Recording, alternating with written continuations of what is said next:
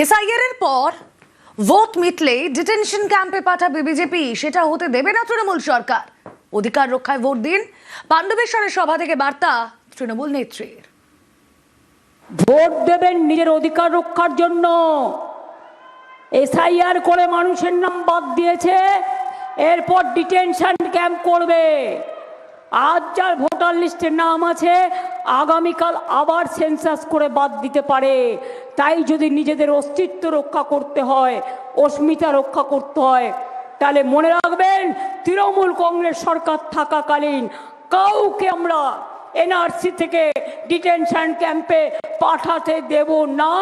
আমরা এনআরসি মানি না, আমরা মানি সব মানুষ, বাংলার মানুষ, more than Bengali, all caste, all community, all credibility, তারা প্রত্যেকে এখানে থাকবে। আর আপনাদের অধিকার রক্ষার লড়াই আমাদেরও অধিকার রক্ষার লড়াই। আমি যদি যোদ্ধা হই, আপনারা আমার সহযোদ্ধা। প্রবল ঝড় বৃষ্টি আর এর জেরে বৃহস্পতিবার মমতা বন্দ্যোপাধ্যায়ের বিমান বিপত্তি।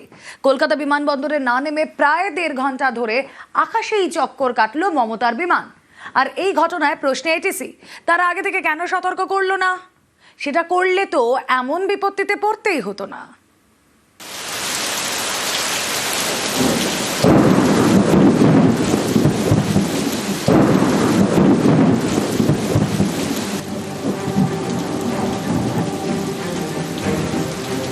প্রবল দুর্যোগ, ঝড় বৃষ্টি, শিলাবৃষ্টি, এর জেরে বৃহস্পতিবার বিকেলে নির্দিষ্ট সময়ে কলকাতায় নামতে পারল না মমতা বন্দ্যোপাধ্যায়ের বিমান।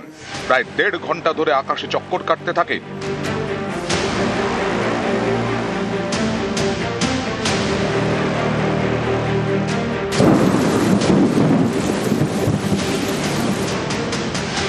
এটিসি, এয়ার ট্রাফিক কন্ট্রোল, বিমানের ওঠানামা থেকে যাবতীয় সমস্যা সবকিছুই নজর রাখে এটিসি। বিমানে কোনো সমস্যা হলে পাইলটরাও সরাসরি যোগাযোগ করেন এটিসির সঙ্গে। উড়ানের 1 ঘন্টা আগে এটিসিকে আবহাওয়ার পূর্বাভাস জানিয়ে দেয় আবহাওয়া দপ্তর। মেট্রোলজিক্যাল অফিস অন্ডাল এয়ারপোর্টেও আছে, কলকাতা বিমানবন্দরেও আছে। আর 2 জায়গার অবজারভেশনই সব্বার কাছে ইনস্ট্যান্টলি পৌঁছে যায়। মেট্রোলজিক্যাল ডিপার্টমেন্ট থেকে 1 ঘন্টা আগে বলে দেওয়া হয় যে কোথায় কী সিনারিও। এখানেই এটিসির ভূমিকায় প্রশ্ন উঠতে শুরু করেছে। অনেকেরই প্রশ্ন, এটিসি কিভাবে ক্লিয়ারেন্স দিয়ে দিল? দুর্যোগ সম্পর্কে কেন এটিসি আগেভাগে সতর্ক করলো না? এটিসি আগে সতর্ক করলে তো অন্ডাল থেকে মমতার বিমান উড়তই না।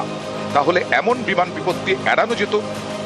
মেট্রোলজিক্যাল অফিস অন্ডাল এয়ারপোর্টেও আছে, কলকাতা বিমানবন্দরেও আছে। আর 2 জায়গার অবজারভেশনই সব্বার কাছে ইনস্ট্যান্টলি পৌঁছে যায়। মেট্রোলজিক্যাল ডিপার্টমেন্ট থেকে 1 ঘন্টা আগে বলে দেওয়া হয় যে কোথায় কী সিনারিও এবং কলকাতায় কি হতে চলেছে। সুতরাং থান্ডারস্টর্ম যদি একবার বলে দেওয়া হয়, তখন কিন্তু সবাই অ্যালার্ট হয়ে যায় যে এর নানা রকম বিপত্তি আছে। তো এই বিপত্তিটা পাইলটরাও জানেন, এটিসি যেটাকে বলে এয়ার ট্রাফিক কন্ট্রোলার, এনারাও জানেন। আর এদের কাছে সম্পূর্ণ সব জায়গার ইনফরমেশান এসে থাকে।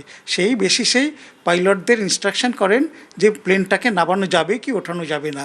সেক্ষেত্রে আমার মনে হয় কোনো একটা মিসকমিউনিকেশন হয়েছে, যে 3 জন পার্টি বললাম, একটা হচ্ছে ইন্ডিয়া মেট্রোলজিক্যাল ডিপার্টমেন্ট, 2 নম্বর হচ্ছে এয়ার ট্রাফিক কন্ট্রোলার, আর 3 নম্বর হচ্ছে পাইলট। এই 3-এর কোনো এক জায়গায় হয়তো মিসকমিউনিকেশন হয়েছে।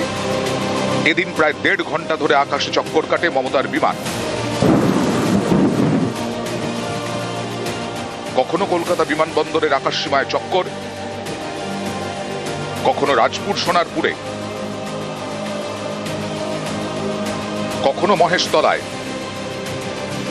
প্রায় 1.5 ঘন্টা এভাবে চক্কর কেটেছে মমতা বন্দ্যোপাধ্যায়ের বিমান।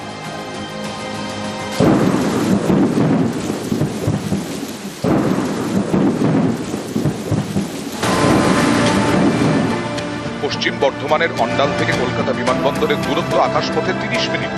দুপুর 3:39 অন্ডাল বিমানবন্দর থেকে রওনা দেয় মমতা বন্দ্যোপাধ্যায়ের বিমান।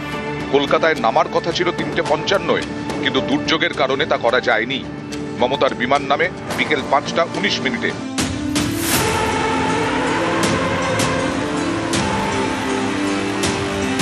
প্রায় 1.5 ঘন্টা আকাশে চক্কর কাটার পর এদিন মমতা বন্দ্যোপাধ্যায়ের বিমানে অতিরিক্ত 2 ঘন্টার জ্বালানি মজুদ ছিল। হওয়াটা খুবই স্বাভাবিক। যদি কখনো হঠাৎ বৃষ্টি আসে বা ল্যান্ডিং পসিবল না হয়, তাহলে এক্ষেত্রে আমরা ডেফিনেটলি সেই ব্যাড ওয়েদার সিচুয়েশনটাতে আসতে দিই না। ওখানে অপেক্ষা করা হয় বৃষ্টিটা কমে গেলে, তারপরে যখন ওয়েদার কন্ট্রোলের মধ্যে আসে ততক্ষণে আমরা ওখানে এসে ল্যান্ড করি। এটা নর্মাল স্ট্যান্ডার্ড প্রোটোকল থাকে, এর জন্য আলাদা রিজার্ভ থাকে, ফিউল থাকে। আর যদি তার মধ্যে দেখা যায় যে বৃষ্টি কমছে না বা রানওয়ে কন্ডিশন সুটেবল নয়, তাহলে অন্য জায়গাতে ডাইভার্ট করতে হয়। প্রায় 1.5 ঘন্টা চক্কর, তারপর মমতার বিমান নামে কলকাতা বিমানবন্দরে। অনেকেরই দাবি এটিসি আগে থেকে দুর্যোগের সতর্ক বার্তা দিলে এমন বিপত্তি এড়ানো যেত। নিউজ 18 বাংলা।